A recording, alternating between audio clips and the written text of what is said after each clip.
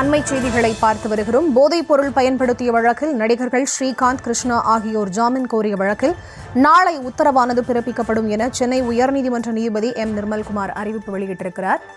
அண்மை செய்திகளை பார்த்து வருகிறோம். முழுமையான விவரங்களை தர இணைகிறார் எமது செய்தியாளர் மதியழகன். அவரிடம் பேசலாம். வணக்கம் மதியழகன், விவரங்கள். போதைப் பொருள் கடத்தல் வழக்கில் கைது செய்யப்பட்டுள்ள நடிகர்கள் ஸ்ரீகாந்த், கிருஷ்ணா ஜாமீன் மனுக்கு மீது நாளை உத்தரவு பிறப்பிக்கப்படும் என்று சென்னை உயர்நீதிமன்றம் அறிவித்துள்ளது.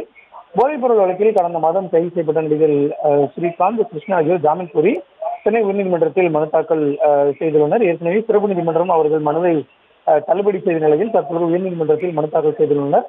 மனுக்கள் நீதிபதி எம் நிர்மல்குமார் முன்பு விசாரணைக்கு வந்தபொழுது ஸ்ரீகாந்த் தரப்பில் ஆஜரான மூத்த வழக்கறிஞர் ஜான் சச்சின், ஸ்ரீகாந்த் போதைப் பொருள் பயன்படுத்தியதாக வழக்கில் கைது செய்யப்பட்டுள்ள முதல் எதிரி பிரதீப் குமார் அளித்த ஒப்புதல் வாக்குமூலத்தின் அடிப்படையில் கைது செய்யப்படுவதாகவும் அவரிடமிருந்து போதைப் பொருள் எதுவும் கைப்பற்றப்படவில்லை என வாதிட்டார். நடிகர் கிருஷ்ணா தரப்பில் ஆஜரான வழக்கறிஞர் வில்பன் தினேஷ் போலீசார் அனுப்பிய சம்மனை ஏற்று விசாரணைக்கு ஆஜரான நிலையில் கிருஷ்ணா கைது செய்யப்பட்டுள்ளதாகவும், கைது குறித்து தகவல் மட்டுமே தெரிவிக்கப்பட்டதாகவும், கைதுக்கான காரணங்கள் எதுவும் தெரிவிக்கப்படவில்லை எனவும், அவரிடம் நடத்திய மருத்துவ பரிசோதனையில் போதைப் பொருள் பயன்படுத்தி நிரூபிக்கப்படவில்லை எனவும் வாதிட்டார். இதனையடுத்து இருவரும் எவ்வளவு போதைப் பொருட்களை வாங்கினர் என நீதிபதி கேள்வி எழுப்பினார். அதற்கு பதில் அரசு தரப்பு வழக்கறிஞர் கொலை முயற்சி வழக்கில் கைது செய்யப்பட்ட அதிமுக முன்னாள் நிர்வாகியான பிரசாத்திடம் நடத்திய விசாரணையில் போதைப் பொருள் புழக்கம் குறித்து தெரிய வந்ததாகவும், அவரது ஒப்புதல் வாக்குமூலத்தின் அடிப்படையில் முதல் எதிரி பிரவீன்குமாரும் அவரது வாக்குமூலத்தின் அடிப்படையில் ஸ்ரீகாந்தும் கிருஷ்ணாவும் கைது செய்யப்பட்டதாக கூறினார். அப்பொழுது ஸ்ரீகாந்த் தரப்பு வழக்கறிஞர் வீட்டில் குழந்தையுடன் அவர் விளையாடி கொண்டிருந்த பொழுது காவல்துறையினரால் கைது செய்யப்பட்டதாக தெரிவித்தார்.